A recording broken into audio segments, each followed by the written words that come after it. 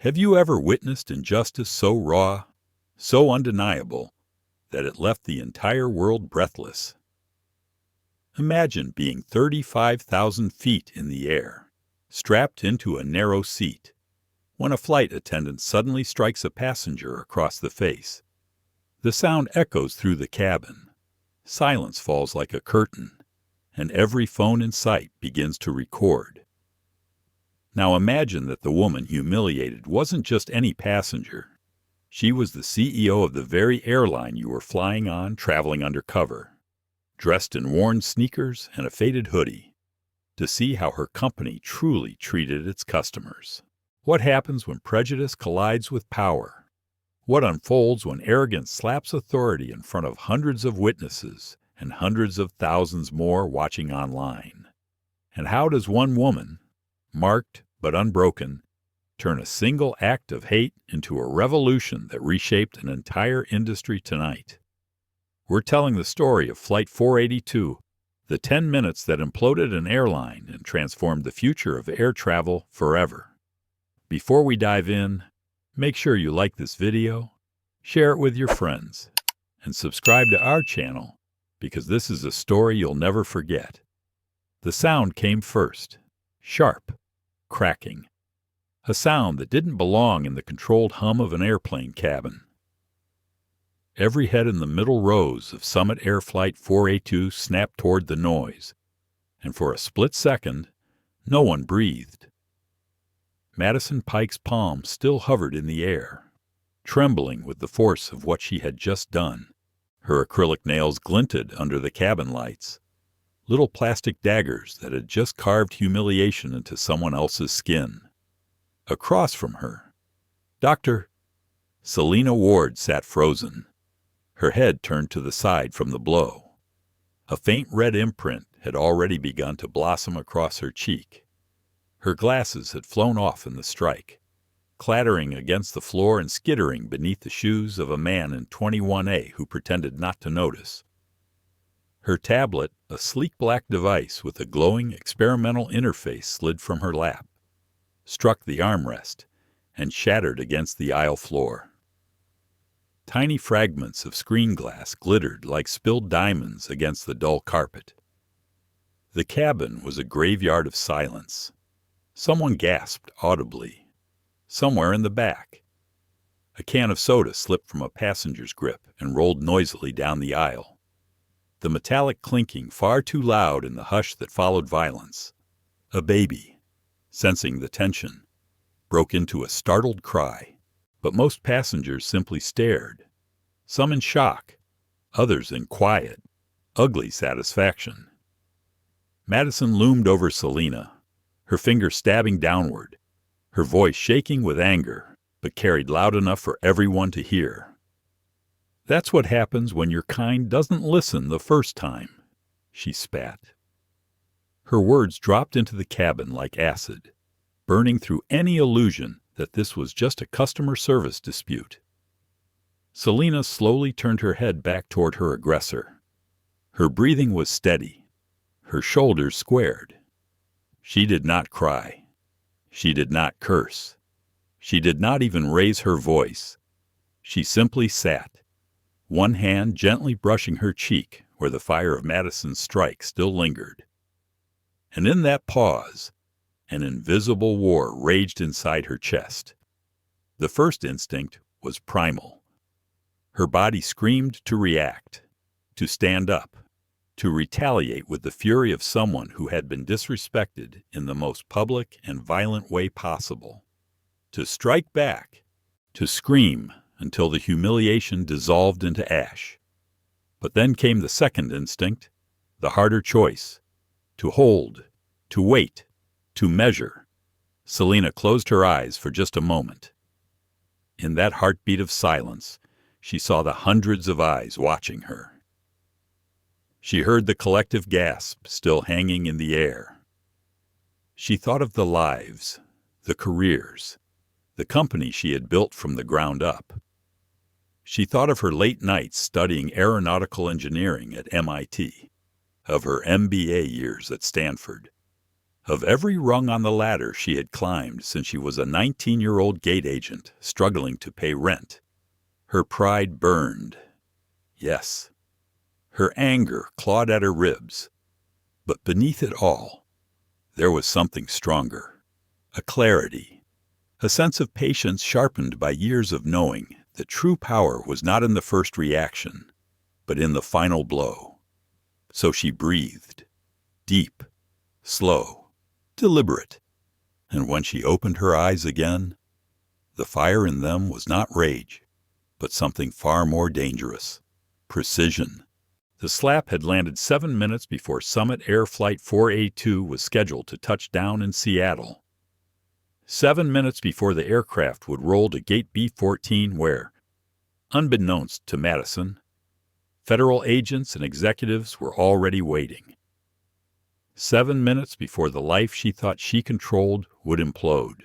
But for now, inside the pressurized silence of the cabin, it was still just a moment of disbelief. Passengers shifted in their seats. Some reached for their phones. A young woman in row 23, Alicia Ramos, angled her device with a trembling hand, whispering to her livestream audience, "Y'all, you have to see this. She just slapped her. She really slapped her." Her view count ticked upward. 100, 300, 600. The comments poured in like a flood. "Is this real? That's assault. Call the cops. She's too calm. I'd be losing it." Selena didn't know about the live stream yet. She didn't need to. She had lived enough years to recognize when the weight of an entire room had shifted. And in this cabin, all attention was on her. Her tablet lay in pieces on the floor. Her glasses, somewhere beneath another man's shoes. Her dignity, assaulted in front of dozens of strangers. Yet somehow, it was Madison who looked smaller now. The silence was her undoing. She glanced left and right, searching for nods of support, for someone to validate what she had just done. Charles Denton in 21A gave her a quick smirk but quickly looked away when he realized other passengers were watching. Evelyn Carter in 23B folded her hands, lips pursed tight, satisfied but unwilling to voice it. And across the aisle, Marcus Bell, a man who had spent his career in federal courtrooms, sat up straighter.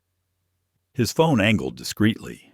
His lawyer's mind was already cataloging every word, every movement, every violation. Selena adjusted herself in her seat. Her voice, when it came, was quiet, calm, almost surgical in its sharpness. "I want everyone here to remember what you just saw." That was all. No yelling, no tears, no theatrics. Just a single sentence that cut sharper than Madison's hand ever could. Because Selena Ward was not simply a passenger. She was not simply a target.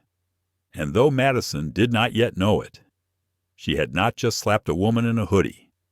She had slapped the founder, the owner, the CEO of the very airline she worked for. A fact that would surface in less than 10 minutes. A fact that would burn across the internet before the wheels even touched the runway. And when it did, it would not just destroy Madison's career. It would set fire to an entire system that had looked the other way for far too long. The cabin still held its breath. Phones recorded. The countdown had begun. 10 minutes to landing. 10 minutes until justice. 10 minutes until Madison Pike's world ended. 45 minutes before the slap that would ripple across the internet. "Doctor." Selena Ward stood at the gate of Summit Air Flight 482. She was dressed in a navy blue hoodie that had been washed too many times, the fabric thin at the elbows, and a pair of sneakers so worn down the soles had nearly separated. A faded backpack hung from her shoulder, stuffed to the brim but neatly zipped. To anyone watching, she looked like any middle-aged woman heading home from a work trip. Maybe a university professor, maybe an exhausted parent sneaking away for a weekend. What no one could see, not even the gate agents who scanned her boarding pass, was that she owned the very plane she was about to board.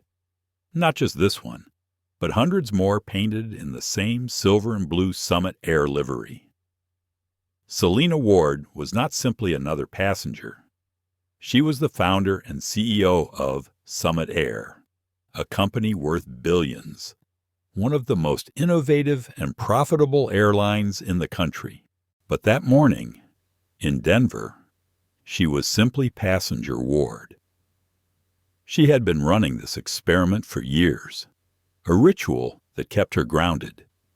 Once every month, she boarded one of her own flights in disguise, never announcing who she was, never allowing her team to interfere. She chose a different route each time, booked under an alias, and blended into the sea of travelers. Sometimes she got through the entire flight unnoticed, treated kindly, reminded of why she had fought to build an airline from scratch. Other times, she saw the uglier truths, the cracks in the system that PowerPoint slides and executive briefings never captured.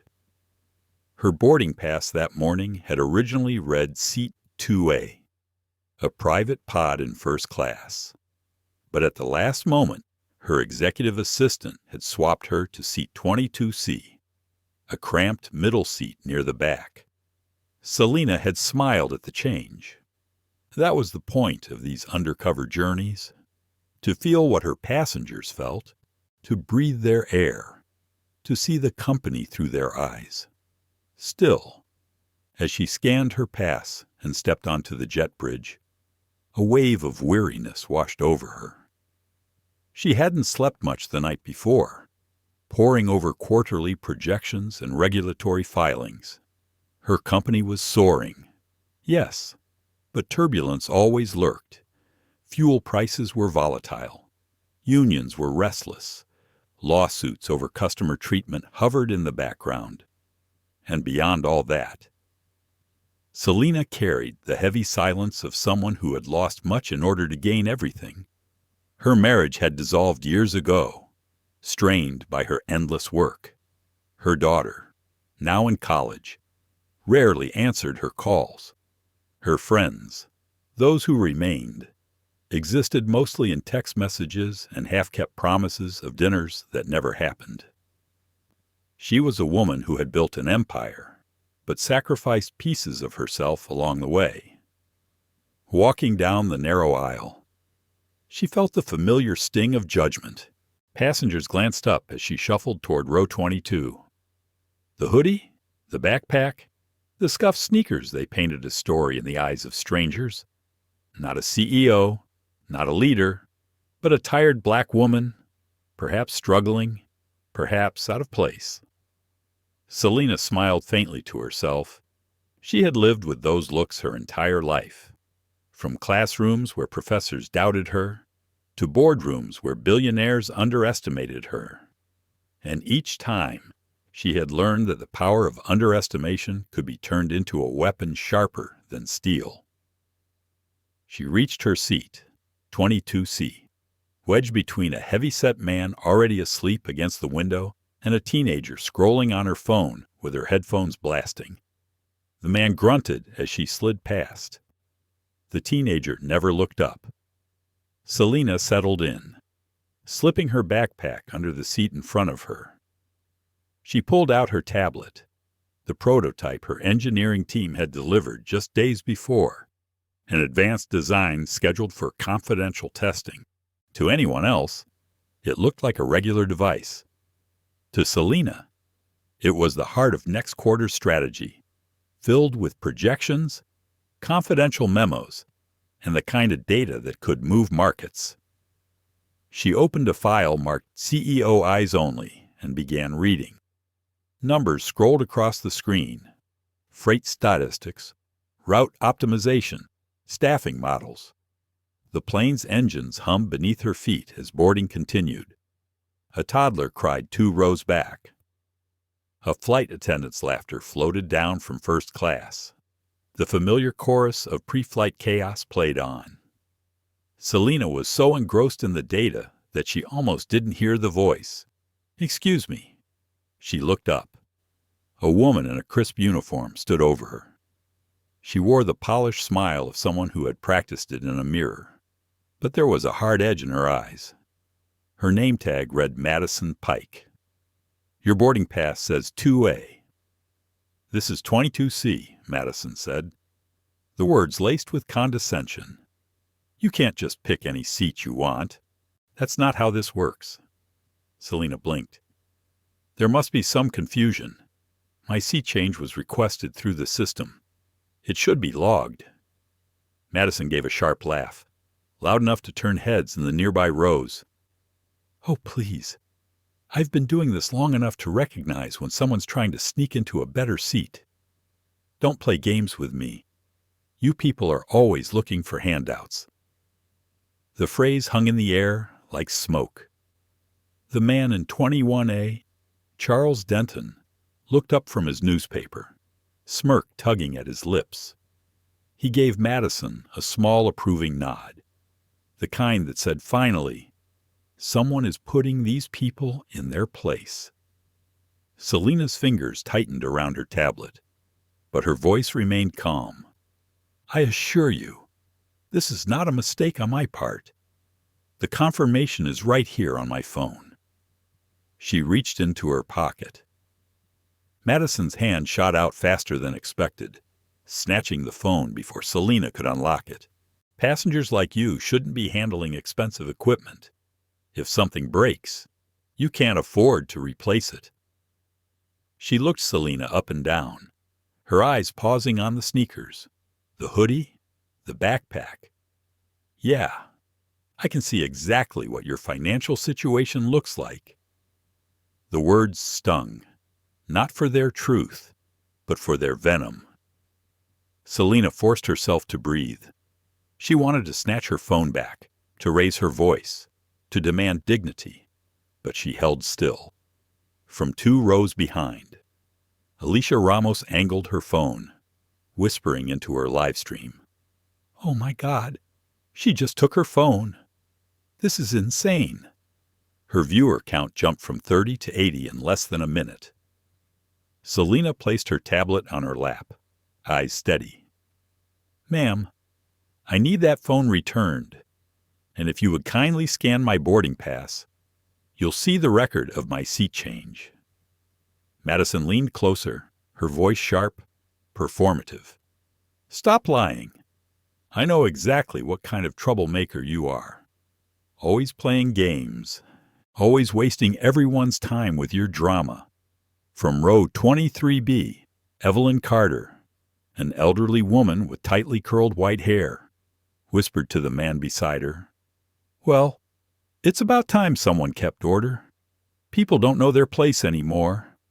Her husband nodded quietly, satisfied, but not everyone was pleased. In 20C, Marcus Bell's stomach tightened. He had seen this before.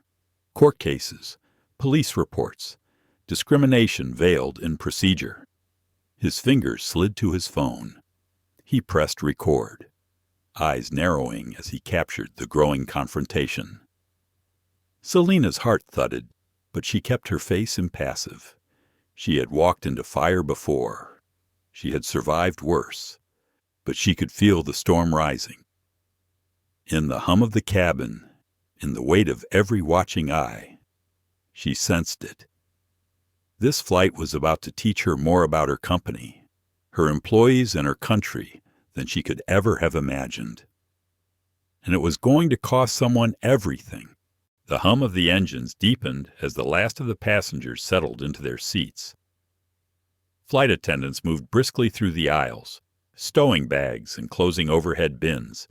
But in row 22, the air felt heavier, charged with something invisible. Madison Pike planted herself in the narrow aisle, arms crossed over her pressed uniform. Her lips curled in a smirk that didn't reach her eyes. She had already dismissed Selena Ward once, but now she seemed determined to make her point stick. "I don't know who you think you're fooling," Madison said, her voice pitched louder than necessary. Passengers in nearby rows glanced over, drawn by the sharpness of her tone. "But this is not your seat. I've seen this scam 100 times before. People like you think you can slip into any spot and we won't notice." Selena felt the words dig at her skin. People like you. She had heard the phrase before, in classrooms, in job interviews, in countless subtle and not-so-subtle ways. It never lost its sting. She clasped her hands in her lap, keeping her voice even. "I'm not trying to fool anyone. My assistant requested this seat reassignment. If you scan my boarding pass, you'll see it's all in the system." Madison let out a short bark of laughter, snapping her head toward Charles Denton in 21A as if to pull him into the performance. Charles smirked back, folding his newspaper with the satisfied air of someone watching a play he had already seen. "Scan your pass," Madison sneered. "Honey, I've been working flights for 4 years. I don't need a scanner to spot a liar. And you, sweetheart, are lying." Selena inhaled slowly, feeling the eyes of the cabin pressing against her. Some looked with curiosity, others with quiet judgment, and a few with open hostility. She glanced down at her sneakers, the frayed edges and faint stains. To Madison and Charles and perhaps half the cabin, those shoes told a story all on their own. She wanted to explain that she had bought those sneakers during graduate school, that they had carried her through nights in labs and years on the move, that she had kept them not out of need, but out of stubbornness, a reminder of where she had started. But she knew none of that would matter. "Ma'am, please return my phone," she said instead, voice calm, almost too calm. Madison held the phone up, like evidence. "Oh, you don't need it. Passengers who get defensive usually have something to hide. Are you recording me already? I know your type. Always trying to catch the crew on camera so you can file a complaint and score a free voucher." Her words were theatrical, meant for the audience of row 22 and beyond. Selena could see Evelyn Carter in 23B leaning forward, lips pursed in disapproval, nodding faintly as if Madison were restoring some long-lost order. "Exactly right," Evelyn whispered to her husband. "Too many of them think rules don't apply anymore." But in 20C, Marcus Bell's jaw tightened. He had heard this tone in depositions, seen it in transcripts. He recognized the careful escalation, the push from accusation to humiliation, and he knew where it led. Selena, meanwhile, sat perfectly still. Inside, a storm churned. Every instinct urged her to rip the phone from Madison's hands, to raise her voice and remind everyone in earshot that she wasn't the helpless figure they imagined. But she forced the impulse down. Her mind ticked through the angles. She thought of the other passengers, the witnesses. She thought of the camera lens she had already noticed Alicia Ramos 2 rows back. Phone angled discreetly, whispering into it with wide eyes. Selena didn't know the live stream already had hundreds of viewers, but she did know how quickly injustice could spread once documented. She also thought of Madison herself, of the smug certainty in her eyes, the need to dominate. Selena wondered how many times this woman had acted this way unchecked. How many passengers had swallowed their humiliation in silence? "I'm asking you one more time," Selena said, her voice a blade of composure. "Return my phone. And please, just check my boarding pass." Madison leaned in closer, her perfume sharp, her whisper loud enough for the nearby rows to hear. "Don't play games with me. You don't belong here. And if you think you can outsmart me, you're in for a rough flight." The words slithered like venom. Selena's pulse quickened, but her face betrayed nothing. The engines shifted as the plane began to push back from the gate. Safety announcements echoed faintly through the intercom, but the real drama was happening in row 22. Charles Denton chuckled quietly, shaking his head as if the situation were amusing entertainment. Evelyn Carter nodded along, satisfied. Alicia's stream ticked upward past 1,000 viewers. Marcus Bell pressed record with deliberate steadiness, and Selena, surrounded by judgment, held her ground with the unshakable calm of a woman who had built an empire on patience and precision. Her mind whispered the questions she would not yet speak aloud. If they knew who I really was, would they treat me this way? Is dignity only reserved for those with power and wealth, or should it not belong to everyone, no matter what seat they occupy? Madison straightened, still clutching Selena's phone. I'll be keeping this until we land. And if you make another scene, I'll have you removed by security. Do I make myself clear? Selena exhaled slowly. A war was coming. She could feel it, but not here, not yet. The time for precision had not arrived. Yes, she said simply, her voice steady, her gaze unwavering. The plane lifted from the runway, climbing into the sky. Above the clouds, judgment hung thick in the cabin. The battle lines were drawn. And somewhere between Denver and Seattle, a storm of truth was preparing to break open. The aircraft had just begun its steady climb into the sky when Madison Pike returned to row 22. Her heels clicked sharply against the aisle floor, the sound oddly menacing against the hum of the engines. Selena Ward was still seated upright, hands folded neatly in her lap, her expression calm but unreadable. Inside, though, her chest was a storm. She had endured humiliation before. She had faced worse words and colder dismissals. But something about being treated this way in front of an entire cabin filled her with a gnawing ache she could not quite shake. She reminded herself patience, precision. She would not let Madison see her break. But Madison seemed intent on pushing her to the edge. "You," Madison said sharply, pointing at Selena. "Stand up." Selena raised an eyebrow. "Excuse me. You heard me. Stand up. You're sitting in the wrong place, and until I get this sorted out, I want you where I can see you." Passengers turned to watch again, their curiosity reigniting like sparks. Charles Denton leaned back in his seat with an amused smile. Evelyn Carter tilted her head, eyes gleaming with smug approval. Selena remained seated, her voice calm. "I will not be standing in the aisle while the plane is climbing. That would be unsafe." The measured tone only seemed to irritate Madison more. Her lips tightened into a hard line. "Unsafe," she repeated mockingly. "Don't tell me about safety. I am safety. My job is to keep this cabin secure, and right now, you are a disruption."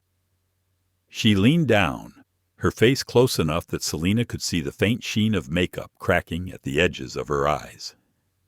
"You think you're smart, don't you? Sitting here in your old hoodie and sneakers, pretending you belong. I can smell a liar a mile away." Selena blinked slowly, refusing to give Madison the satisfaction of a reaction.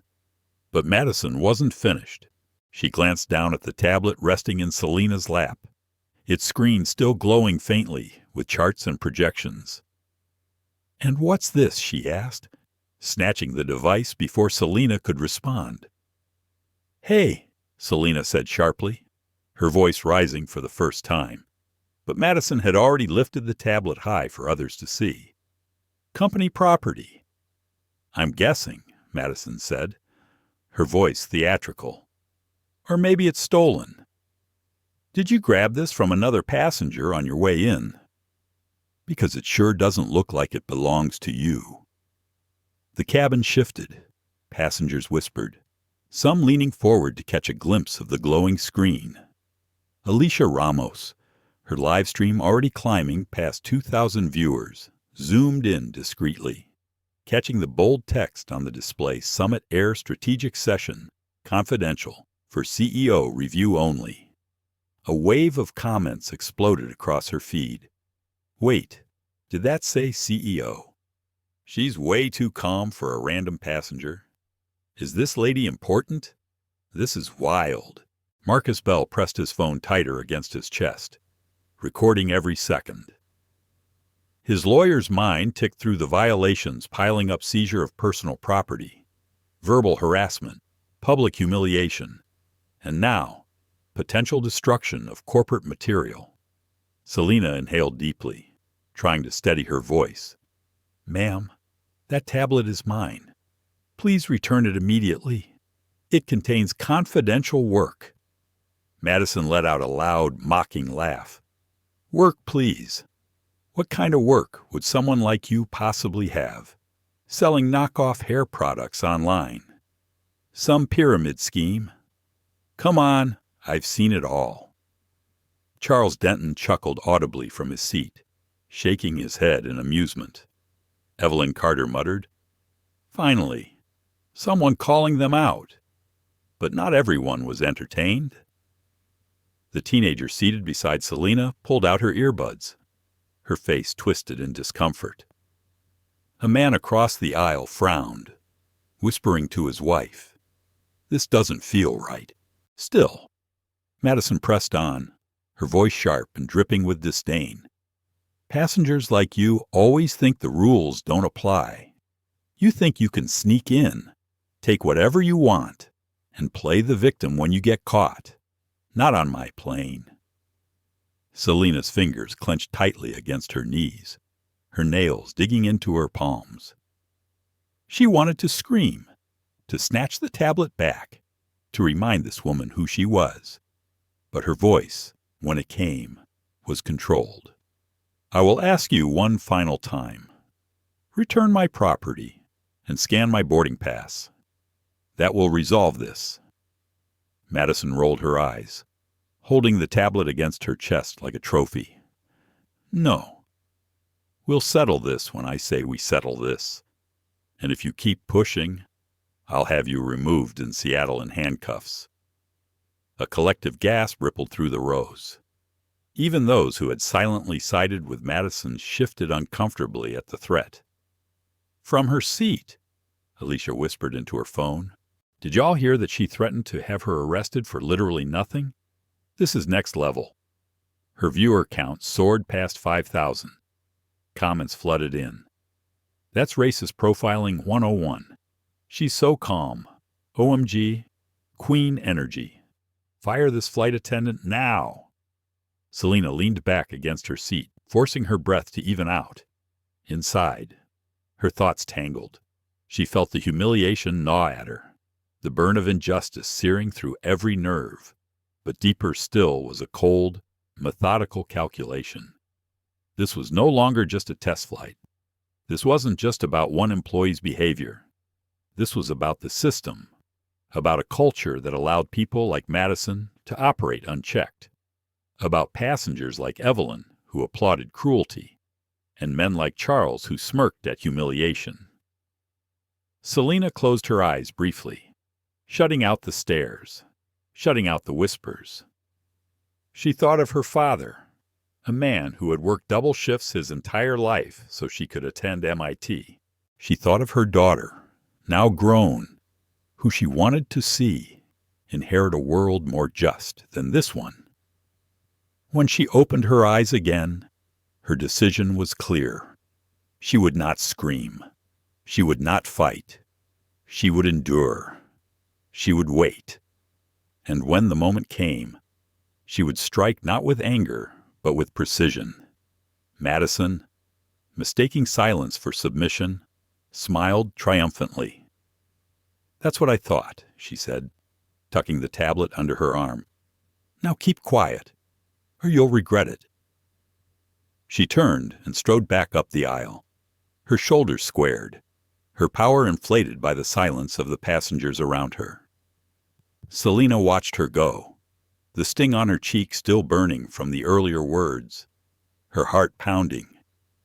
She reached for her boarding pass still tucked into her hoodie pocket, the words Summit Air, Black Diamond Lifetime Elite gleaming faintly. She turned it over in her hands, considering whether to reveal it now. Not yet, she decided. The plane leveled out at 35,000 feet, the captain's voice announcing their cruising altitude.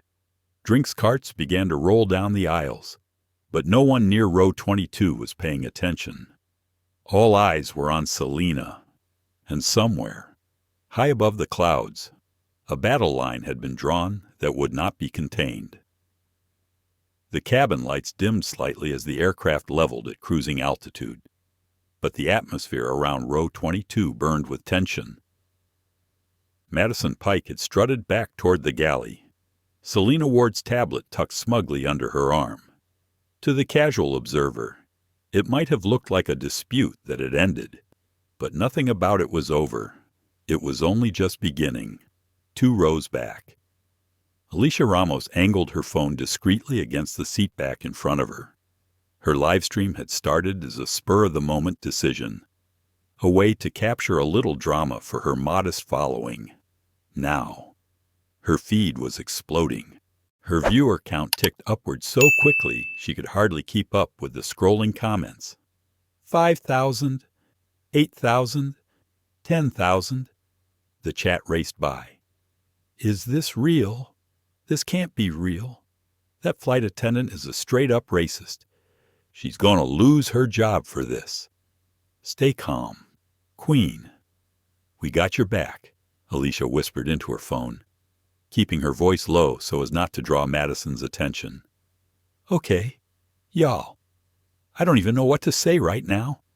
She literally stole this woman's tablet. She already took her phone. She's calling her a liar, a scammer. This is insane. I'm telling you, it feels like something bigger is happening here. Don't go anywhere. Her hands trembled slightly. It wasn't just about capturing content anymore.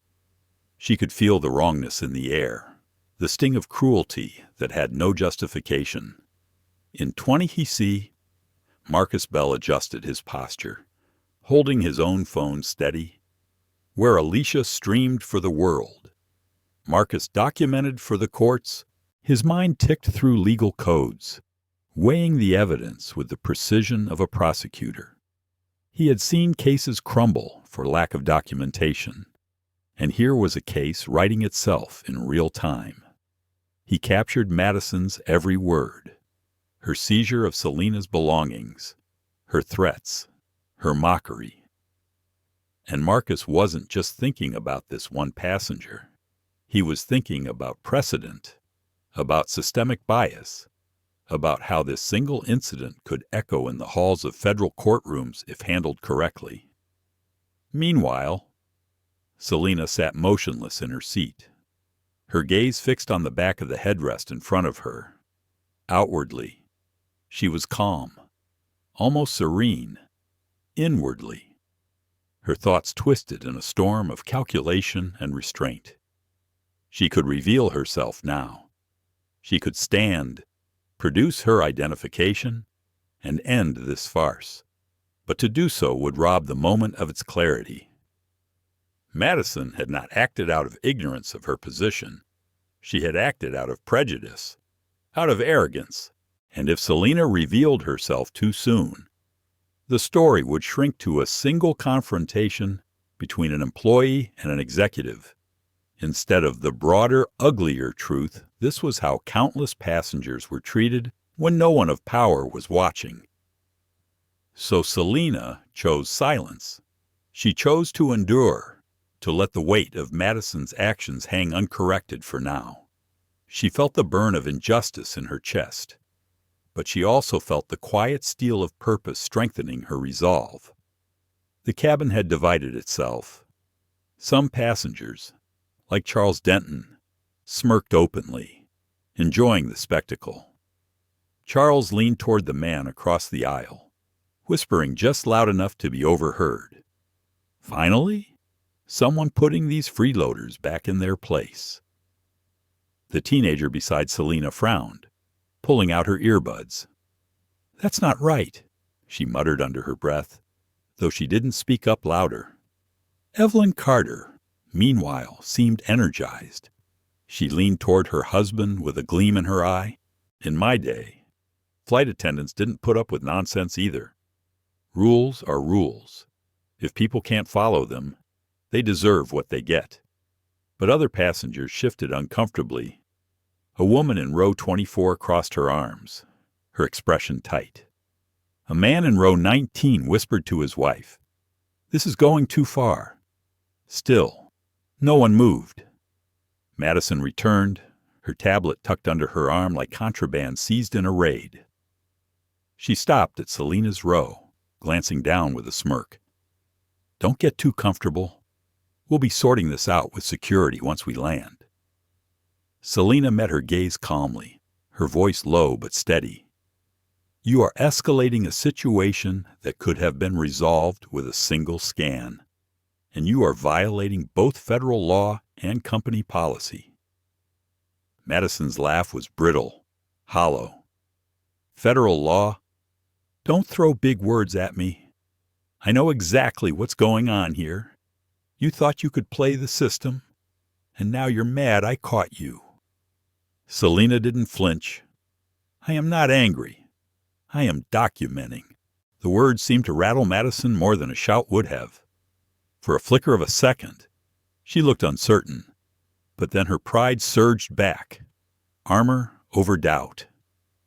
She leaned closer, her whisper a venomous hiss.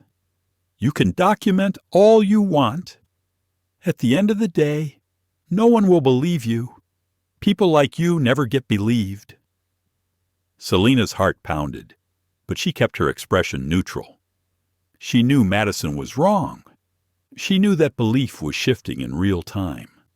All around them, phones recorded, and beyond the cabin walls, thousands of strangers were already choosing sides.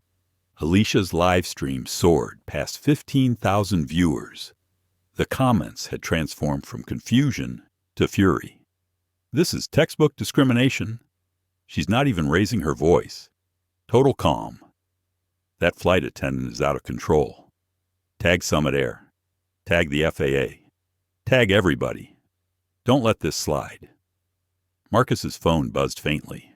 His wife, watching the live stream from home, had texted, "Is that you on the plane?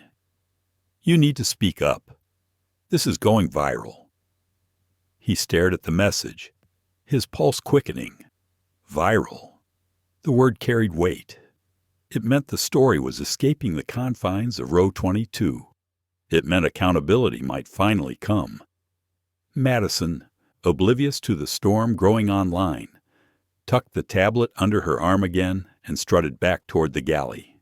Her chin lifted high, her posture dripping with self-importance. Selena exhaled slowly, rubbing her hands together in her lap.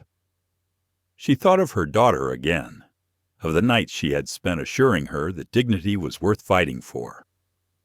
She thought of her own mother, who had faced humiliation with grace and strength. Her cheek still stung from Madison's words, but her heart told her to wait. This battle wasn't about her pride. It was about the truth. And the truth, she knew, was already breaking free. The steady drone of the engines filled the cabin, but in row 22 the sound seemed to disappear under the weight of silence. Selena Ward sat motionless, her gaze fixed on the empty aisle where Madison Pike had disappeared just moments before. Her cheek still tingled, not yet from a physical strike, but from the verbal blows that had been hurled with such venom. Around her, the passengers whispered in low voices. Some whispered with approval, some with discomfort, and some with outrage. Selena heard fragments. "Rules are rules. This is wrong." She's so calm, but she didn't turn her head. Her composure was deliberate. She reminded herself patience. Hold, endure. Let the truth reveal itself. But Madison Pike wasn't finished. She returned minutes later, marching down the aisle with the self-righteous energy of someone convinced the entire cabin belonged to her authority.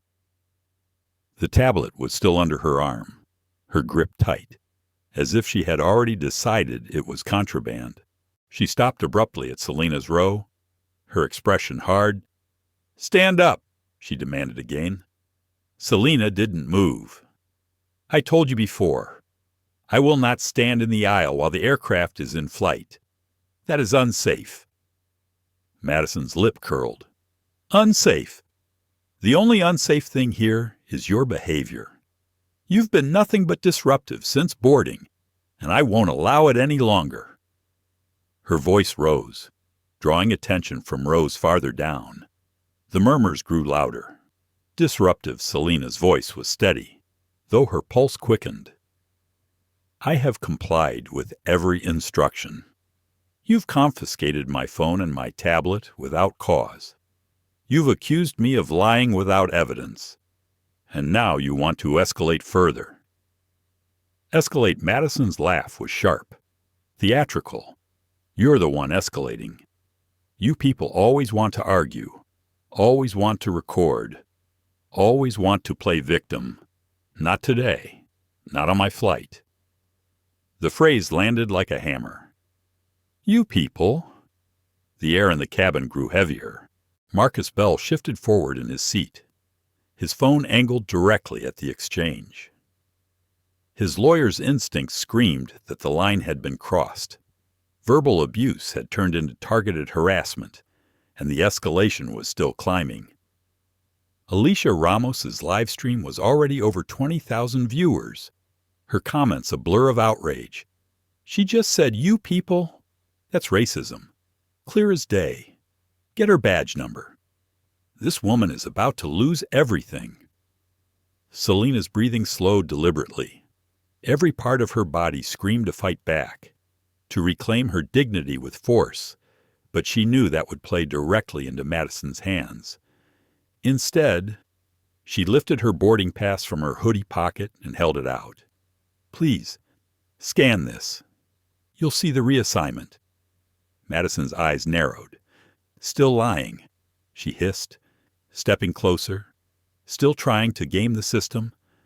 "I told you to stop, but maybe you'll only learn one way." And then it happened. The slap. It came fast. A sharp swing of Madison's hand connecting with Selena's cheek. The crack echoed through the cabin, louder than the engines, louder than the whispers, louder than anything else in that moment. Selena's head jerked to the side. Her glasses flew off her face, clattering to the floor and sliding under the seat of a passenger, too stunned to move. Her tablet slipped from Madison's grip and crashed to the aisle, shattering into fragments. Confidential papers fluttered across the floor like wounded birds, their headers flashing phrases like CEO strategy session and executive eyes only. The entire cabin froze. No one moved. No one breathed. And then, slowly, a collective gasp spread like a wave. A soda can slipped from someone's hands and rolled loudly down the aisle. A baby began to cry. Selena sat in silence, one hand gently touching the burning mark on her cheek. She didn't cry out. She didn't scream. She simply turned her head back toward Madison, her eyes calm, steady, terrifying in their restraint. Madison, chest heaving, stood above her, her hand still trembling from the strike. She jabbed her finger toward Selena. That's what happens when your kind doesn't learn respect. The words dropped like poison into the silence. Alicia's live stream exploded. 30,000 viewers. 40,000. Comments flew past so quickly they blurred into a wall of fury. She hit her. That's assault. Federal crime. Arrest her now. This is going viral. Summit Air is done. Marcus Bell stood halfway, his voice ringing out. That is assault. Everyone here just saw it. That's a federal offense on an aircraft. Several passengers nodded, murmurs swelling. She hit her. We saw it. That's not okay. Arrest her when we land. But others looked away, unwilling to engage. Charles Denton folded his arms, pretending to be indifferent, though the smirk had disappeared from his face. Evelyn Carter's expression was grim, satisfied but uneasy. Selena lowered her hand from her cheek. Her voice, when she spoke, was quiet, but it carried with the clarity of a blade slicing through the air. I want everyone here to remember exactly what you just saw. Her words silenced even the whispers. Alicia zoomed her phone closer, whispering, "Did you hear that she's not even yelling? She's calm. Oh my God, something about her feel different." The comments agreed. "She's too composed. Who is this woman? She talks like she's in charge. Something big is about to drop." Madison, flushed with adrenaline and rage, barked, "Don't listen to her. She's disruptive.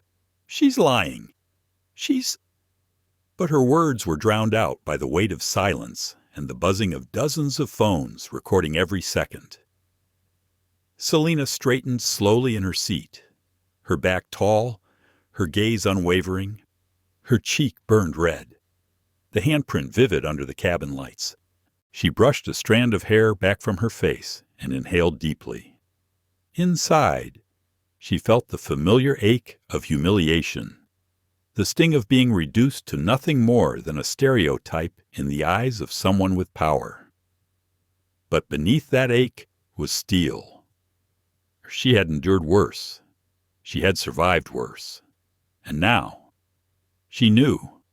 Patience was no longer passive. It was preparation. She looked at Madison and said nothing more, because she didn't have to. Every phone, every recording, every pair of eyes, the truth was no longer hers alone to carry. It belonged to everyone on that plane. It belonged to the thousands watching live. And soon, it would belong to the world. Alicia's live stream count ticked past 50,000. The comments became a single chant. Justice, justice, justice. And Selena Ward, sitting in row 22 with the sting of the slap still burning across her cheek, felt the tide of history shift beneath her feet. The countdown had begun. 10 minutes until landing. 10 minutes until the world knew who she was. 10 minutes until Madison Pike's career, her authority, her very life as she knew it, would collapse in full view of millions. The echo of the slap still lingered in the cabin, vibrating in the minds of every passenger. The stunned silence was broken only by the baby's cries and the steady hum of the engines. Every phone was raised now, dozens of glowing screens capturing the aftermath, each angle documenting the bright red handprint spreading across Selena Ward's cheek. Selena herself sat perfectly still. The pain was sharp, but she refused to touch her face again. To do so would be to show weakness. And weakness was something she had never allowed herself to reveal. Not in boardrooms, not in courtrooms, and not here 35,000 feet above the ground. From the galley at the front of the cabin, Robert Lynn came rushing down the aisle, his eyes darting over the shocked expressions, the raised phones, and finally the scene at row 22. At 42, Robert had seen near riots over delayed flights, medical emergencies mid-air, and even a passenger who once tried to light a cigarette in the lavatory. But this was something else entirely. What in the world is happening here? Robert's voice carried authority, his presence commanding the aisle. He looked first at Selena, composed, still, cheeks burning, then at the scattered papers on the floor, stamped with Summit Air's official letterhead. Finally, his eyes landed on Madison Pike, whose chest still rose and fell with the aftermath of her rage. Madison straightened immediately, her voice defensive. This passenger was disruptive. She was non-compliant, refused instructions, tried to record me. I had to take decisive action to maintain control of the cabin. Murmurs erupted. Marcus Bell shot up from his seat, his phone held high like evidence in a courtroom. Decisive action. I watched the entire thing. This woman never once raised her voice, never once refused anything. You assaulted her. Madison. Every single passenger here knows it. Robert's brow furrowed. He glanced around the rows. Dozens of phones were angled toward them, their cameras catching every word. The passengers didn't look confused. They looked outraged, united in their recognition of what had just happened. Madison's voice grew shrill. She was provoking me. You don't understand. She was enough. Robert's voice cut through hers like a blade. He had no patience for excuses, especially not with the gravity of what he was seeing. His training screamed at him never put hands on a passenger. Ever. What Madison had done was beyond the pale. Selena finally spoke, her voice calm, steady, terrifying in its precision. Your colleague has just committed a felony under United States law. Assault aboard an aircraft. Title 49. Section 4654. Robert froze. He had expected a shaken, angry response. Maybe shouting, maybe threats of lawsuits. He had not expected a passenger who could cite federal aviation law from memory. His gaze dropped again to the papers scattered near her feet. Quarterly summaries, strategy documents, all marked with executive eyes only. His mind churned. Who was this woman? Meanwhile, Alicia Ramos' livestream had exploded. 75,000 viewers were tuned in now, comments flying faster than she could read. She knows the law. Who is she? Look at those papers. They look official. MIT logo on her hoodie. Is she somebody important?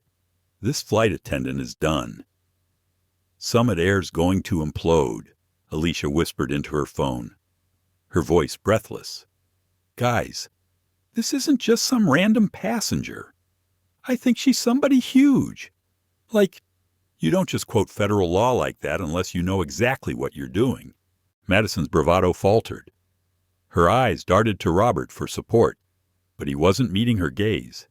He was staring at Selena, unease creeping across his features. Marcus Bell stood fully now, his voice steady, commanding. Mr. Lynn, you need to understand what you've just walked into. This is no longer a customer service dispute. This is a documented act of assault, captured from multiple angles, witnessed by an entire cabin, and streamed live to tens of thousands of people. You have a crisis on your hands, and if you don't handle it correctly, you'll have federal agents at the gate. Robert's stomach twisted. He knew Marcus was right. He could already feel the situation slipping beyond their control. The company, the authorities, the internet, none of them would tolerate what had just occurred. Madison snapped, desperation bleeding into her voice. She was aggressive. Robert, you know how they get? I had to de-escalate before it got worse. The phrase you know how they get hung in the air like smoke. Passengers gasped. Even Charles Denton shifted uneasily, suddenly unwilling to be associated with such blatant prejudice. Selena inhaled deeply. Her hands moved with calm precision as she bent to collect the scattered documents at her feet. The simple act of gathering papers became something more ritual. Preparation. Each sheet was placed neatly back into her folder, her movements steady, deliberate. When she spoke again, her voice carried the weight of inevitability.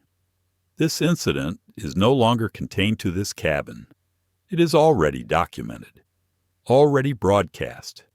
Your company will be accountable. Your colleague will be accountable. The only question left is how many of you will choose complicity over integrity. The silence that followed was suffocating. Alicia's viewers soared past 80,000. Comments screamed across the feed. She talks like a CEO. Those papers are definitely corporate. She's about to reveal something huge. I feel it. Robert swallowed hard. He crouched slightly, his tone quieter now. Ma'am, may I please see your identification? For the incident report. Selena lifted her gaze to him. For the first time since boarding, the corners of her mouth curved into the faintest of smiles. Not kind, not warm. A smile edged with steel. Of course, she said, though I suspect you are about to find it rather illuminating. Marcus's heart thudded in his chest. Alicia's phone trembled in her hand. Madison's face drained of color. Selena's hand slipped into her backpack, bypassing her wallet, and produced a metallic badge card unlike any passenger ID Robert had ever seen. Holographic seals gleamed under the cabin lights, the bold print unmistakable. But she didn't show it yet, not fully. She let it linger just out of sight, a promise of revelation. Because timing mattered.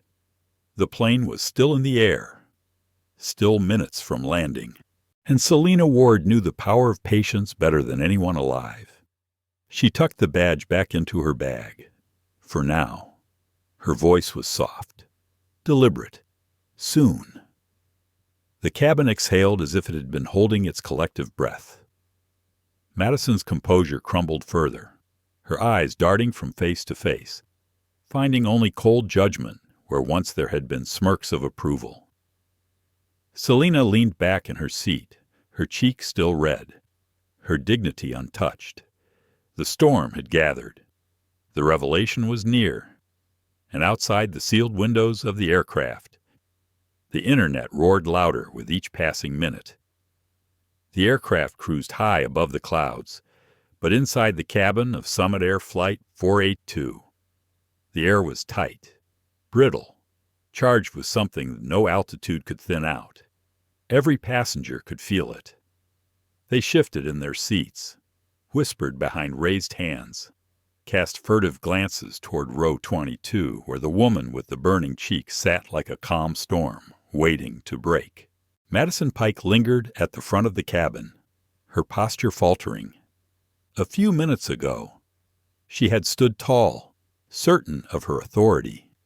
Now she avoided eye contact with passengers, her lips pressed thin, her hand trembling slightly as she pretended to tidy the galley. She could feel the eyes on her, heavy and condemning. Robert Lynn leaned against the jump seat near the mid-cabin exit, his mind churning. The weight of what he had just seen the slap, the documents, the citation of federal law sat like a stone in his stomach. He knew they were headed for a disaster the moment the wheels touched down. He pulled out the cabin phone and dialed up front. "Captain Hale," he said quietly when Fiona's voice answered. "We have a situation in coach. Passenger assault. It's bad." There was a long silence on the other end. Then Fiona Hale's clipped voice. "Assault, clarify." Robert hesitated, eyes flicking toward Selena, who was calmly organizing her scattered papers with surgical precision. "One of our attendants.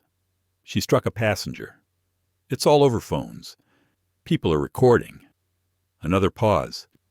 He imagined Fiona's jaw tightening in the cockpit.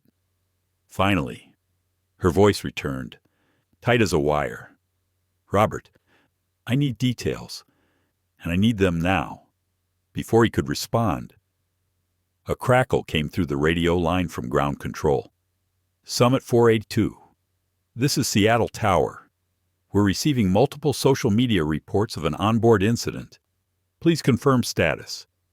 Robert's stomach dropped. The internet was already ahead of them. Meanwhile, Alicia Ramos's live stream was exploding like wildfire. 90,000 viewers. 100,000. The comments section was a roaring tide of outrage and speculation. She's not just a passenger. Look at those papers. MIT logo on her hoodie. Someone zoom in. She quoted FIA law perfectly. Y'all, she's a lawyer or something big. No, bigger. That tablet said CEO eyes only. Holy crap, Alicia whispered into her phone, her voice shaky with adrenaline.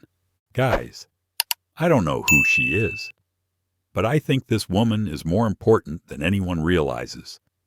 The flight attendant might have just slapped the wrong person. This could change everything.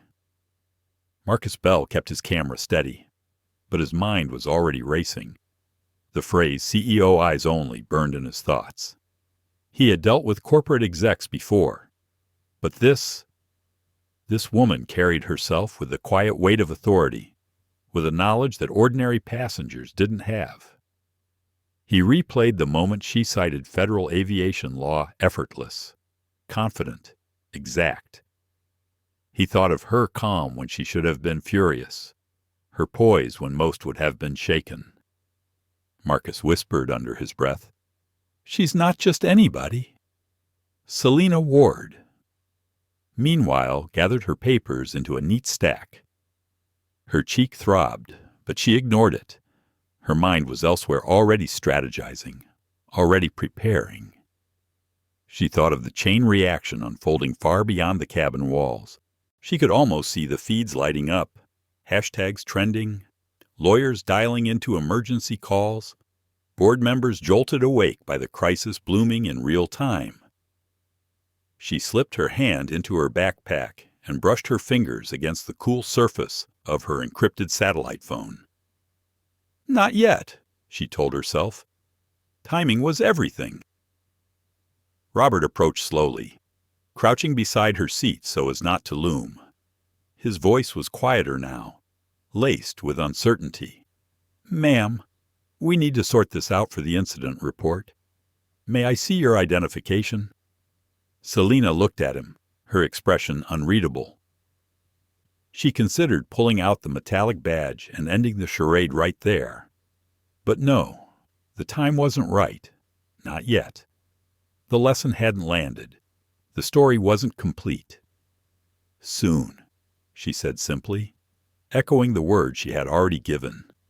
Her calm rattled him more than shouting ever could.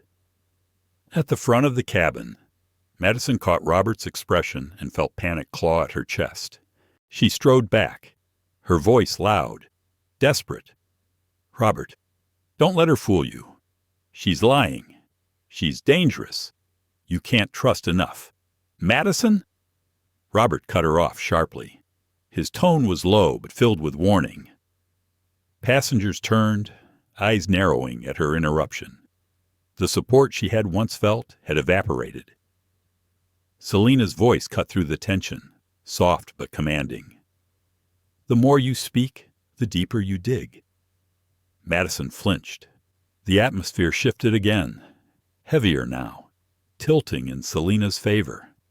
The passengers leaned in, some whispering about the red imprint on her cheek, others about the scattered papers they had glimpsed. "She looks like she's in charge of something big. I swear I saw a Summit Air seal on those documents. Wait, what if she works for the airline itself?" The hive mind of the internet worked even faster. Alicia's viewers zoomed in on still frames, analyzing every pixel. The embossed Summit Air logos, the faint signatures, the MIT hoodie, the calm authority, all of it pieced together in a digital puzzle. She's the CEO. I'm calling it. She has to be. Imagine slapping your own boss on camera with 100K people watching. This is history. Y'all, we're watching history. The captain's voice suddenly crackled over the intercom, her tone clipped and serious. "Ladies and gentlemen, we ask that you remain seated. We are coordinating with airport security for our arrival. Thank you for your cooperation." The cabin erupted in whispers. Security. The word carried weight. Madison paled. Her knees felt weak. She turned to Robert. "Security. For what? She's the problem, not me, but no one believed her anymore. Selena leaned back, her folder of documents resting neatly on her lap. She closed her eyes briefly, centering herself. Her thoughts drifted to her daughter again, to the generations before her who had faced humiliation in silence. She thought of the promise she had made herself that when her moment came, she would not let silence be the final word. She opened her eyes, gazed steady, and spoke clearly enough for the rows around her to hear. You all saw what happened. You all know the truth. And soon, the entire world will too. Phones captured every syllable. Alicia's live stream passed 120,000 viewers. Hashtags ignited across Twitter, TikTok, and Instagram. The Summit Air. Flight 482. Justice for Selena. The internet roared. The truth was out and on the flight deck. Captain Fiona Hale adjusted her headset, her jaw tight as she received confirmation from the tower FBI agents and airport police would be waiting at the gate. The countdown had begun in earnest. 15 minutes until landing. 15 minutes until revelation. 15 minutes until the implosion of an airline. The cabin lights brightened slightly as the aircraft began its slow descent toward Seattle. Passengers stirred, stretching legs, adjusting seatbelts, preparing for landing. But in row 22, nobody moved. Every eye was still locked on Selena Ward. Every whisper circled back to the slap, the humiliation, the quiet poise that followed. At the front of the cabin, Robert Lynn leaned against the galley phone, voice low, urgent. Captain, it's escalating. Social media is already on fire. I've seen at least 10 passengers live streaming. This isn't staying in the cabin. Captain Fiona Hale's reply crackled through, her tone grim. Tower confirmed federal law enforcement is waiting at the gate. FBI is involved. Repeat, FBI will be boarding. Robert closed his eyes briefly. The word hit like a hammer. FBI. That meant this wasn't just a customer complaint. This was an incident that could bring congressional hearings, regulatory reviews, lawsuits stretching into the millions. Madison Pike, who had been pacing at the edge of first class, froze. FBI, she blurted, her voice shrill. Why the FBI? This is ridiculous. She's the one causing the problem. She turned desperately toward the rows of passengers, searching for the nods and smirks that had once buoyed her confidence. But Charles Denton avoided her eyes, suddenly fascinated with his newspaper. Evelyn Carter, who had smiled with satisfaction earlier, now studied her own hands in her lap, lips pressed tight. The tide had turned. The crowd that once humored her had abandoned her. Robert, Madison hissed, say something. Back me up. Tell them she was non-compliant. Robert shook his head slowly. I saw the mark on her face. I saw your hand. Don't ask me to lie. Madison. Her breath caught, panic clawing at her throat. She felt the walls closing in, the eyes of passengers piercing her, the glow of phones capturing every tremor. Selena, meanwhile, remained calm. Her cheeks still burned, but her hands were steady as she tucked her papers neatly back into her folder. She reached into her backpack and slid her encrypted satellite phone into view, the sleek black device gleaming under the cabin lights. She pressed a single button, spoke softly into it. Code black. Flight 482. Prepare legal and comms response. Agents on standby. She ended the call as quickly as it began, slipping the device back into her bag. The words had been spoken like a script, coded but deliberate. Passengers who overheard shifted uneasily. Who carried a phone like that? Who spoke with such clipped authority mid-crisis? Alicia Ramos's live stream, now soaring past 150,000 viewers. Caught the moment. The chat erupted. Did she just say code black? She has a sat phone. Normal people don't have sat phones. She's got to be the CEO. No doubt. Oh my God. Madison slapped her own boss, Alicia whispered urgently. Y'all, I think we're watching one of the biggest corporate scandals in real time. I swear she's someone huge. This is insane. Marcus Bell, still recording, leaned forward and spoke so the Rose could hear. Folks, understand what's happening. Assault aboard an aircraft is a federal felony. You've all just witnessed it. Your recordings are evidence.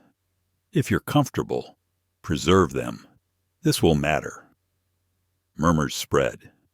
Passengers glanced at their phones, double-checking that they had hit record. Some looked shaken, realizing they were part of something historic. Others nodded grimly, solidarity replacing the earlier tension. Madison's voice cracked. This is insane. You're all taking her side because she's... She cut herself off, but the words hung unspoken, obvious. Selena turned her head slowly, meeting Madison's wild eyes. Her voice was calm, sharp as glass, because I am telling the truth, and the truth doesn't need sides. The words landed like a verdict. Passengers exhaled, as though she had spoken for all of them. Robert cleared his throat, trying to reclaim some control. He picked up the intercom phone, intending to update ground control privately, but in his haste, his finger slipped. His voice broadcast through the cabin instead of the crew channel.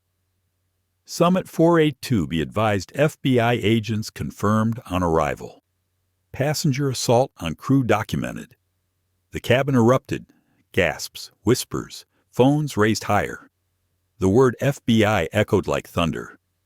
Oh my God, FBI. It's real. This is way bigger than I thought. She's done. Madison's finished. Madison staggered back, her face pale, her composure shattering completely. No, they can't be here for me. I was doing my job. She provoked me. She doesn't belong here. But her words rang hollow now.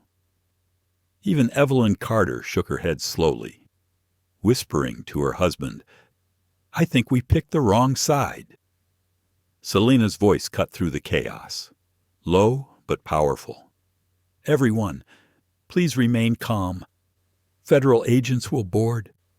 They will need your cooperation, your testimony, and I thank you for documenting the truth. The passengers stilled, reassured by her tone. She didn't sound like a victim anymore. She sounded like a leader. Alicia's live stream climbed past 200,000 viewers. Comments blurred. She's already leading the whole cabin. She's definitely the CEO. Who else could do this? I've never seen calm like this. Icon.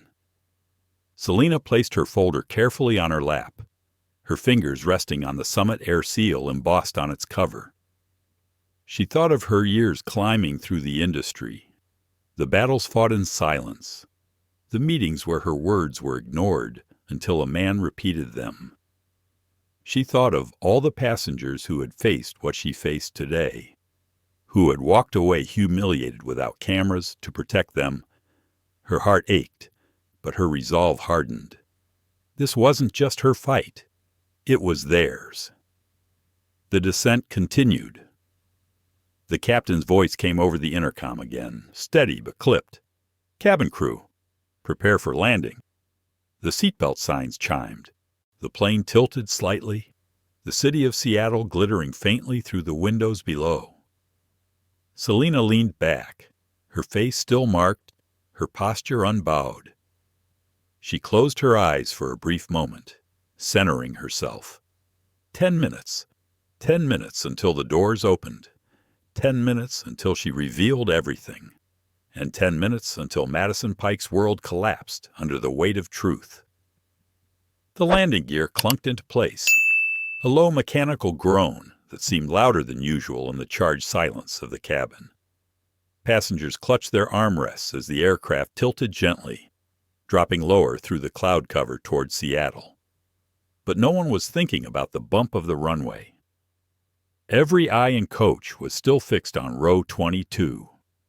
Selena Ward sat composed, her hands folded neatly over the folder in her lap, the crimson imprint of Madison Pike's slap still vivid against her cheek. She didn't flinch as the plane jolted slightly, didn't shift under the weight of the stairs.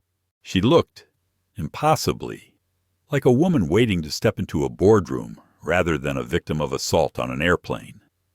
Madison, on the other hand, was unraveling. Her once crisp uniform now looked wrinkled. Her posture collapsed. She lingered near the galley, whispering frantically to Robert Lynn. "This is insane. She's lying. She has to be lying. You believe me." "Right. Tell them she provoked me." Robert didn't respond. His gaze was locked on Selena, unease etching every line of his face. The plane jolted again as the wheels touched down. The screech of rubber on asphalt filled the cabin, followed by the roar of reverse thrust.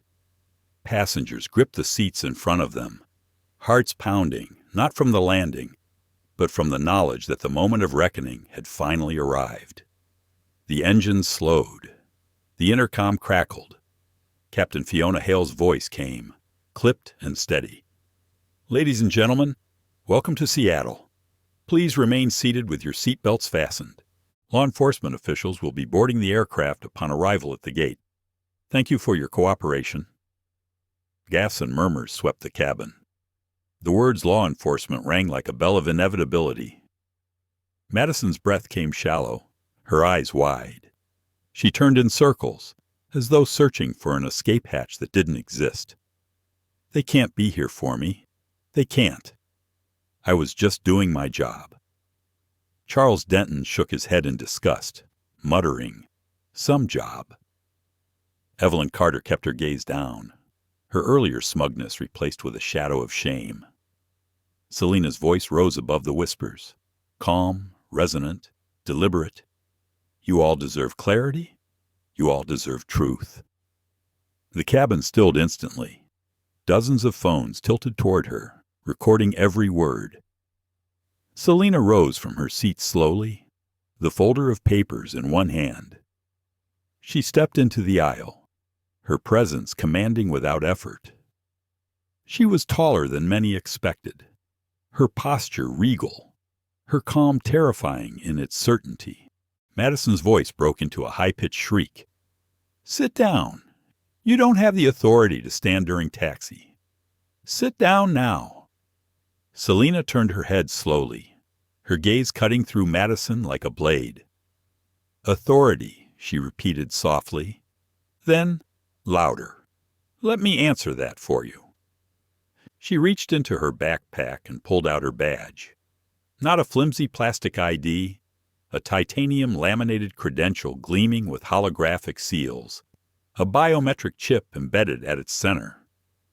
She held it high for the cameras to see. Gas filled the cabin. "Dr. Selena Ward," she announced, her voice sharp and clear, reverberating through the stunned silence. "Chief Executive Officer of Summit Air. Employee Identification Number 001. The cabin erupted in shocked murmurs. "No way. She's the CEO." "Oh my God!" Madison slapped her boss. "This is unreal." Robert Lynn's clipboard slipped from his hands, clattering to the floor. His face went pale, his lips parting, but no words coming out. Madison's knees buckled. She grabbed the seat back for support, her face drained of color. No, that's impossible. You can't be. You're lying. That badge is fake." Selena turned her head toward her slowly, her smile small, chilling. "Fake. As fake as the signature on your employment contract, the one I sign every year, or as fake as the raise you received last spring, the one I personally approved." Madison's mouth opened, then closed again, no sound escaping.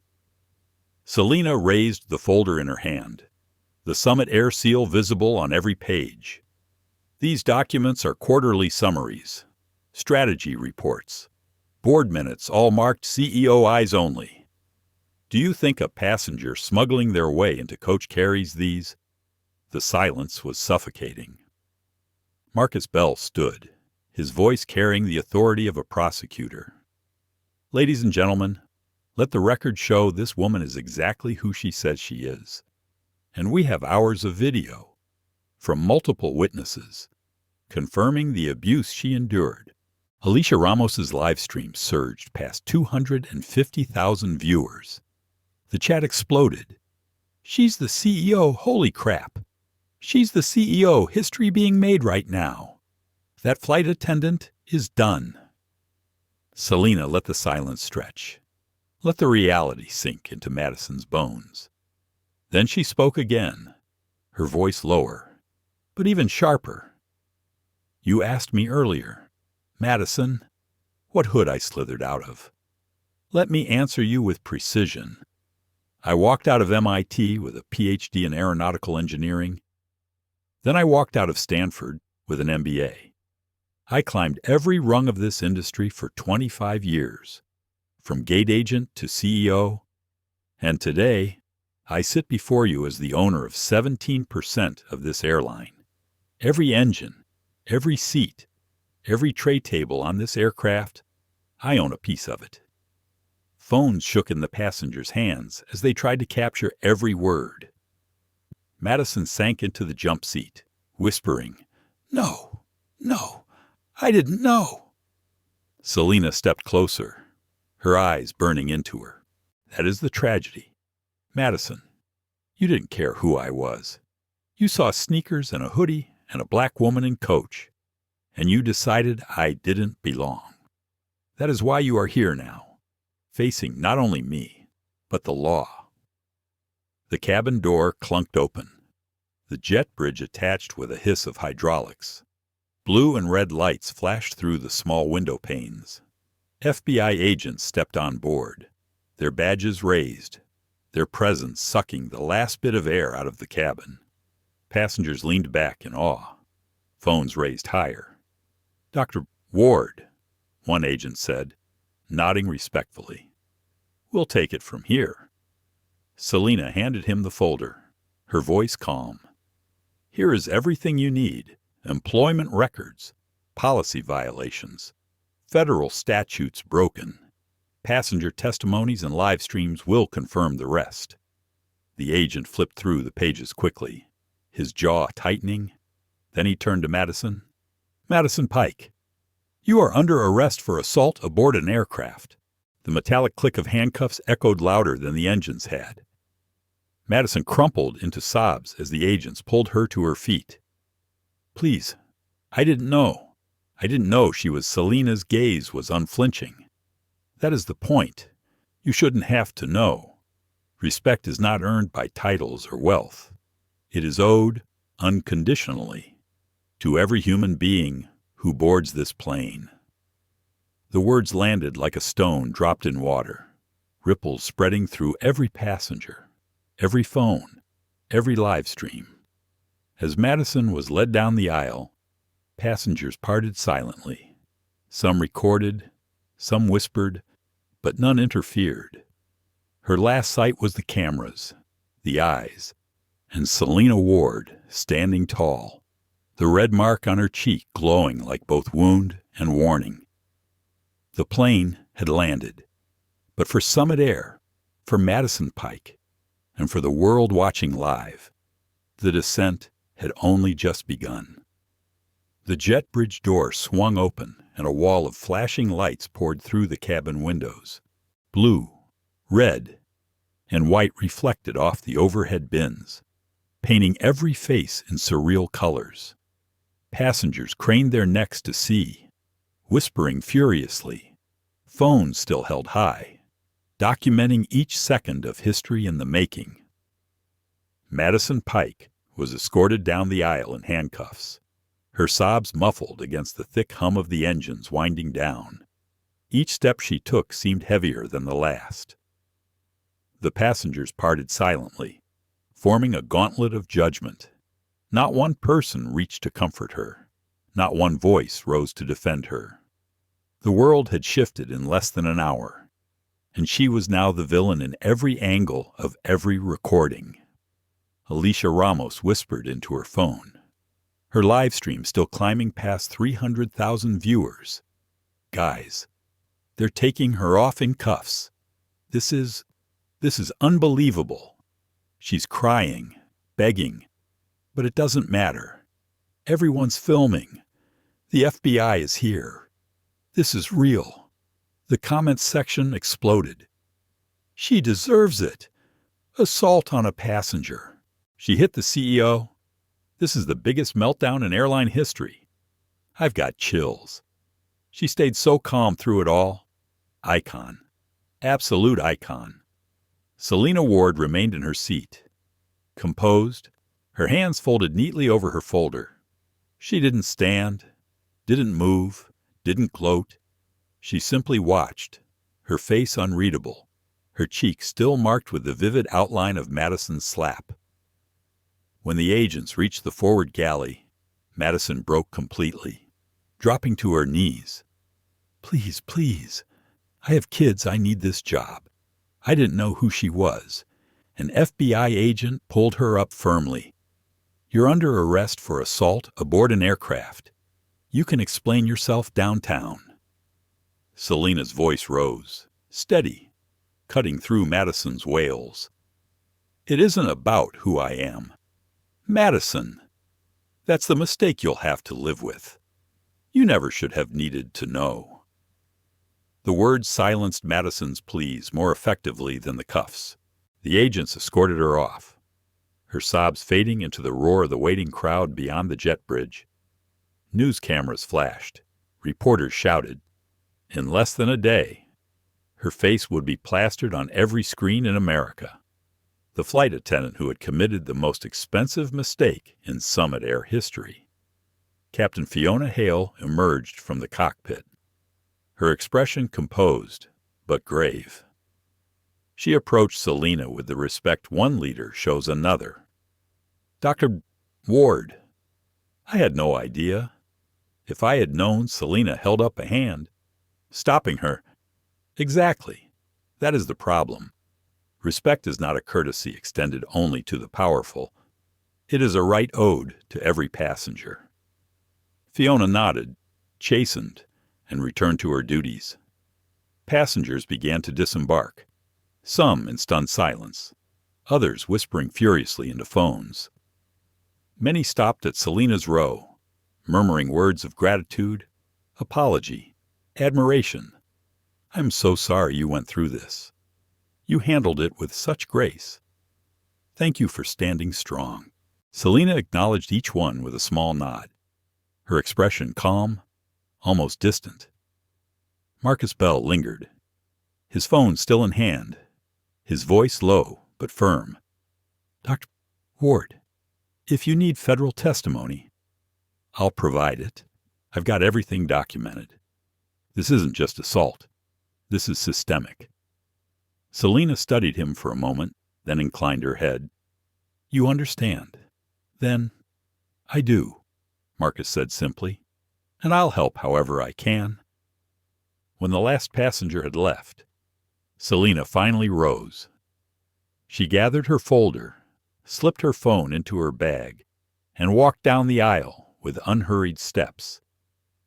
Every movement was deliberate, regal, her posture unbent despite the mark on her cheek. As she stepped into the jet bridge, a barrage of camera flashes erupted. Reporters shouted questions, microphones thrust forward. "Dr. Ward, is it true? You were assaulted by your own employee Will Summit Air press charges. Are you stepping down as CEO? What reforms will come from this?" Selena didn't pause. Her voice cut through the frenzy like a bell. "Summit Air will be issuing a statement shortly. What happened today will never be allowed to happen again." She kept walking, her entourage of FBI agents parting the crowd, her every step captured by the lenses of the world. Inside the terminal, chaos had erupted. Screens lit up with news alerts breaking Summit Air. CEO assaulted mid-flight by flight attendant. FBI investigation underway. Video livestream hits 500,000 views in real time. The stock ticker for Summit Air began to plummet within minutes. Reporters speculated live on air about lawsuits, resignations, corporate collapse. Selena entered a secure conference room, already transformed into a makeshift crisis command center. Legal teams patched in via video call. Public relations executives waited nervously. The board chair's face appeared on the screen, pale and tight. "Selena," he said, voice strained. "What in God's name just happened on that plane?" Selena placed her folder on the table, her voice calm. Accountability. That's what happened. She opened the folder, sliding documents across the table. "We've been ignoring the rise in discrimination complaints for months. I've conducted undercover evaluations every quarter. Today, I found the root cause. And it was documented, live, before hundreds of thousands of people. The world saw our failure in real time. Now we decide whether we survive it." The board members exchanged looks, some horrified, some intrigued. Selena continued, her tone sharpening. "Here are the facts. A uniformed employee committed felony assault on federal property. It was racially motivated. It was live-streamed. The evidence is irrefutable. We cannot spin this. We cannot hide this. We can only act." The legal counsel leaned forward, voice urgent. "Dr. Ward, we'll need to coordinate immediately with the FAA, the Department of Transportation, and the FBI. The penalties could be severe. This could cost billions." Selena's expression hardened. "Then we will lead. We will not wait for punishment. We will set the standard. Today, we begin a zero-tolerance policy that will redefine this industry." A hush fell over the room. Even through the video feeds, the weight of her authority was unmistakable. A PR executive swallowed nervously. "Dr. Ward, the live stream has already been shared millions of times. Hashtags are trending. The narrative is running away from us." Selena met his gaze. "Then we take it back. Tonight, I will address the public myself. I will not speak as a victim. I will speak as a leader who will ensure no passenger ever endures this again. And the world will listen." She stood, the bruise on her cheek a stark reminder of what had transpired. Her voice lowered, but its steel was undeniable. "This is not the end of Summit Air. This is the rebirth." The room was silent. No one dared challenge her. Outside, the media storm raged. Inside, Selena Ward had already begun the process of turning humiliation into revolution.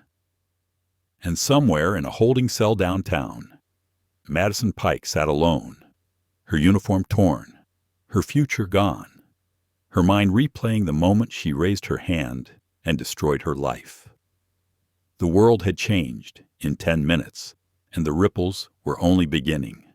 48 hours later, the Summit Air headquarters in Seattle looked less like a corporate office and more like a war room. Conference tables were buried under stacks of legal briefs. Laptops glowed with nonstop data feeds, and every screen on the wall displayed real-time updates, stock price, social media sentiment, cable news coverage.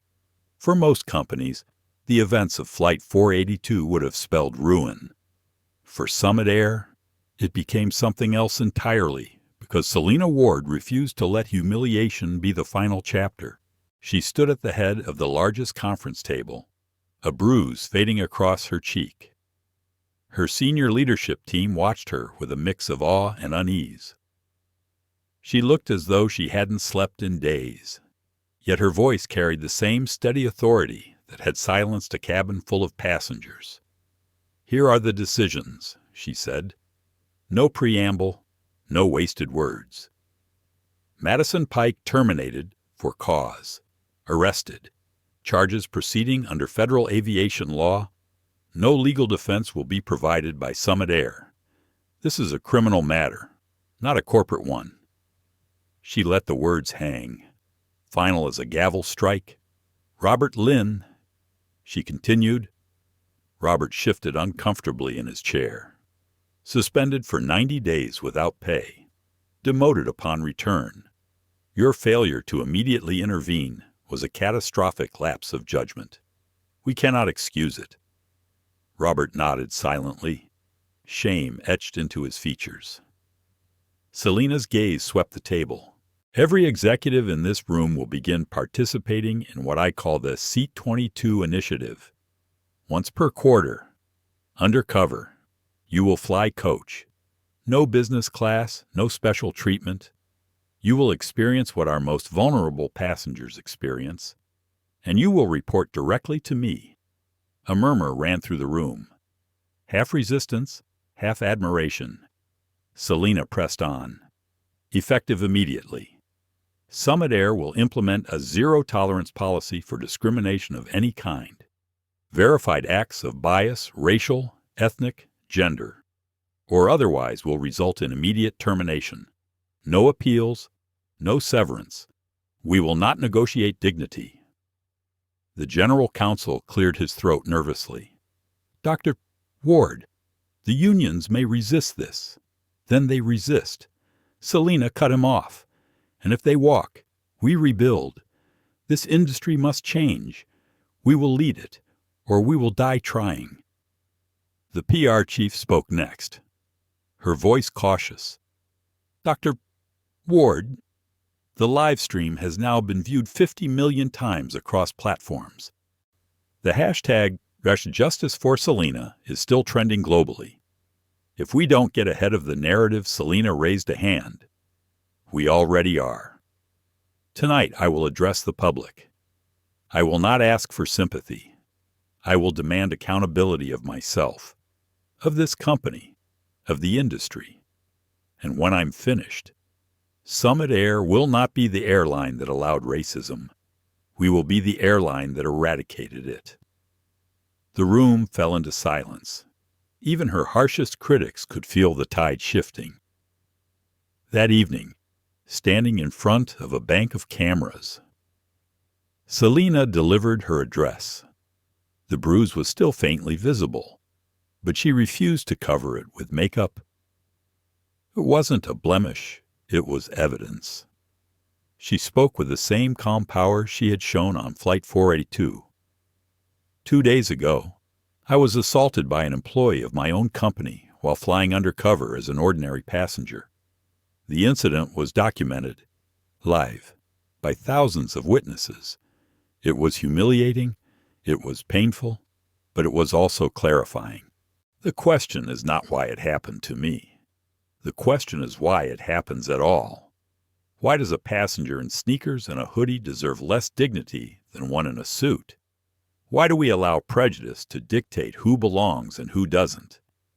At Summit Air, that era ends now. Her words rippled through households across the nation. Survivors of discrimination wept quietly in living rooms. College students cheered in dorms. Lawyers clipped her speech for legal studies. Within 72 hours, the reforms were rolled out. A new app feature allowed passengers to file real-time complaints during flights. Body cameras were fast-tracked for all crew. An independent ethics council, composed of leaders from civil rights organizations, was given oversight power to recommend binding changes. The industry reeled. Competitors scrambled to catch up. Summit Air stock, after plummeting in the hours after the live stream, rebounded and soared to historic highs. Corporate clients, instead of fleeing, increased contracts, praising Selena's transparency and decisive action. And across the country, ordinary passengers began to speak. Stories flooded social media of indignities suffered on planes dismissed, ignored, forgotten. Now they had a voice. Now they had a precedent. As for Madison Pike, her downfall was swift and merciless. Her mugshot plastered every news outlet. Her plea for forgiveness, typed by a court-appointed lawyer, was mocked relentlessly online. Her name became shorthand for arrogance and prejudice. In less than a week, she had gone from authority figure to public pariah. Yet Selena never once mentioned Madison by name again. To her, the woman was not the story. The system was. 1 year later, the transformation was undeniable. Summit Air reported record profits, record passenger satisfaction, and most stunning of all, 0 verified discrimination complaints across 12 consecutive months. At the annual company town hall, Selena stood before thousands of employees in a massive hangar in Atlanta. Behind her, screens displayed the numbers 98% satisfaction, 96% retention, stock at an all-time high. She looked out over the sea of uniformed pilots, attendants, mechanics, executives, and spoke with quiet pride. 1 year ago, we faced our worst moment. We had a choice to deny, to spin, to collapse, or to transform. We chose transformation, and because of that choice, Summit Air is now the standard by which this industry will be measured. Thunderous applause filled the hangar. Later that evening, in the privacy of her office, Selena reread a letter that had arrived from prison. The handwriting was shaky but clear. Dr. Ward, I know I don't deserve forgiveness. What I did was monstrous, but being held accountable saved my life. I was forced to see an ugliness in myself I never knew existed. Thank you for showing me what strength really looks like. Madison Pike. Selena folded the letter carefully, placing it in her desk drawer. She didn't respond. Forgiveness wasn't the point. The point was that one slap, one act of hate, had forced a reckoning that reshaped an entire industry. As she turned out the office lights, she thought of the passengers on Flight 482, the student with the live stream, the prosecutor with the camera, the silent witnesses who found their voices. She thought of the millions who now believed change was possible because they had seen it unfold live, in real time, above the clouds. Her cheek no longer bore the mark of Madison's hand, but she carried its memory like armor, because from that single act of violence, she had built something stronger than revenge. She had built a legacy. And as she looked out at the runway, planes lifting into the night sky, Selena Ward whispered to herself the truth she had always known: power isn't about control. Power is about transformation. Flight 482 had been the crucible, and from its fire, a new era had risen. What began as a moment of violence became something far greater. Dr. Selena Ward could have sought revenge. Instead, she chose transformation. From humiliation in a cramped coach seat, she built a legacy of accountability, forcing an entire industry to confront its prejudice and change its ways. Madison Pike's downfall was swift, but the lesson she left behind was enduring respect should never be reserved only for the wealthy, the powerful, or those who look the part. Every passenger, every human being, deserves dignity. As you sit with this story, ask yourself, how many moments of injustice have we allowed to pass in silence? How many times have we looked away instead of speaking up? Selena's calm defiance reminds us that change doesn't always begin in boardrooms or courtrooms. Sometimes it begins in the quiet strength of refusing to be diminished. If this story moved you, if it made you angry, or inspired, or left you with hope, don't let it stop here. Like, share, and subscribe to our channel for more stories that shine a light on injustice and the courage it takes to fight it. Because sometimes, one voice, one video, one slap can change the world.